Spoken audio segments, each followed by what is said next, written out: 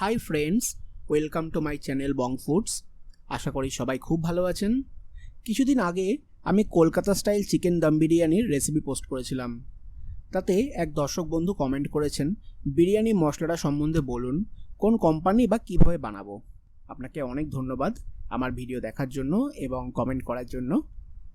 এটা কোনো কোম্পানির মশলা নয়, এটা আমার হোমমেড বিরিয়ানি মশলা।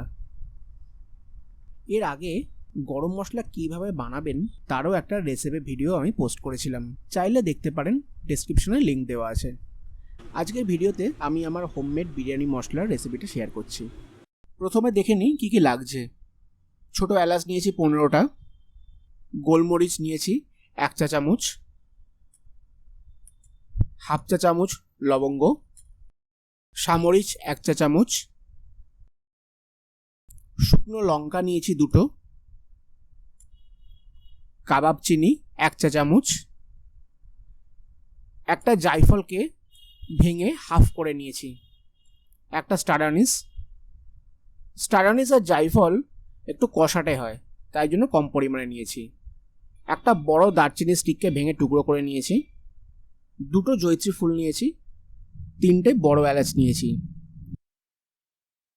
গোটা ধনে নিয়েছি 1 চা চামচ,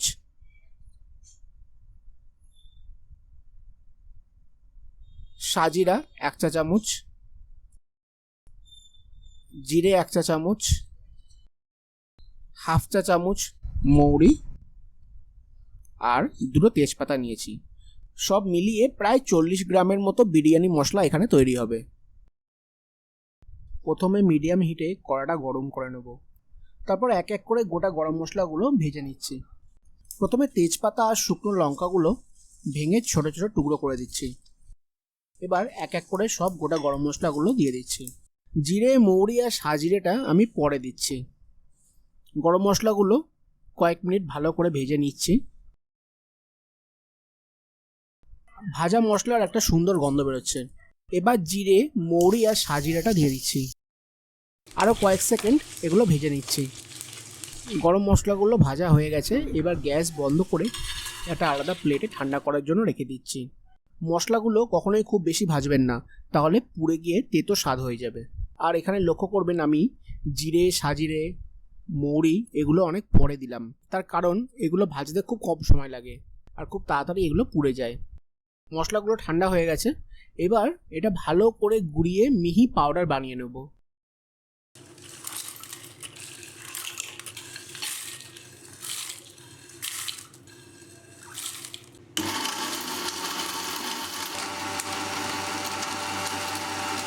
তো আমার বিরিয়ানি মশলা রেডি হয়ে গেছে। এবার এটা এয়ারটাইট কন্টেনারে রেখে দিলে অনেক দিন ধরে ব্যবহার করা যেতে পারে। বিরিয়ানি মশলা শুধু বিরিয়ানিতে নয়, আপনি চাইলে অন্যান্য রিচ গ্রেভিতেও ব্যবহার করতে পারেন। তো ফ্রেন্ডস, কেমন লাগলো আমার হোমমেড বিরিয়ানি মশলা রেসিপি? যদি ভালো লাগে তাহলে অবশ্যই লাইক করো, কমেন্টে নিজেদের মতামত জানিও আর শেয়ার করে দিও নিজেদের বন্ধু বান্ধব, আত্মীয় স্বজন সবার কাছে। আর এরকম আরও মজাদার ইনফরমেটিভ রেসিপি পেতে সাবস্ক্রাইব করো বং ফুডস চ্যানেলকে। আজকের মতো এইটুকুই, আবার ফিরে আসবো কোনো মজাদার রেসিপি নিয়ে। ততক্ষণের জন্য গুড বাই, ভালো থাকবেন।